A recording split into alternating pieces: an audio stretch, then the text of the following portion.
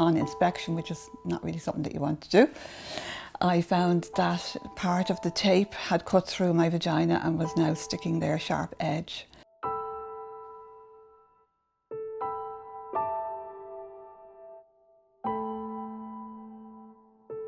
In 1999, I was suffering from stress incontinence. This is from natural childbirth.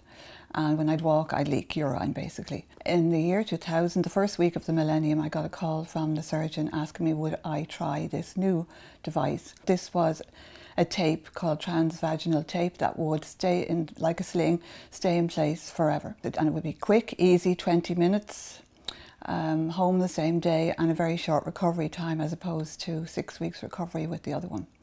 So it was a no-brainer, and I said, yeah, great. I was always up for new things, and I went for it. When my husband and I started to resume sexual relations, we soon realised that something was wrong. He could feel something very sharp, and so could I. So on inspection, which is not really something that you want to do, I found that part of the tape had cut through my vagina and was now sticking there, sharp edge. So had to go back to the surgeon. And in fairness to him, I think he was surprised. I don't think he was aware that this could happen.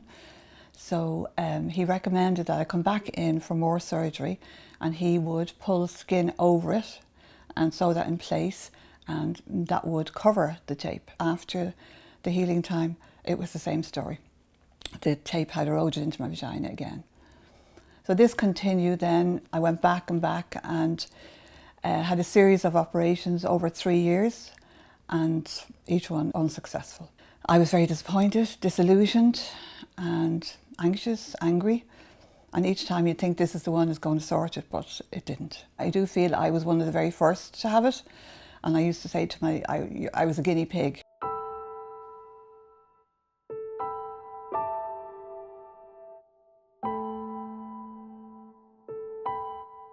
It probably made me more nervous and more anxious about things. And the work situation, I was working with a team of young graduates from college, so it was very difficult for me to talk to them about it.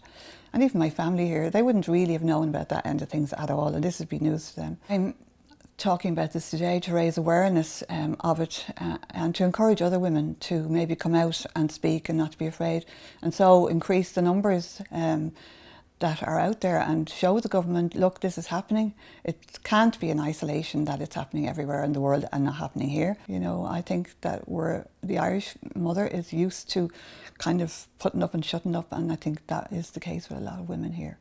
But maybe if I speak out, maybe people will become more vocal about it.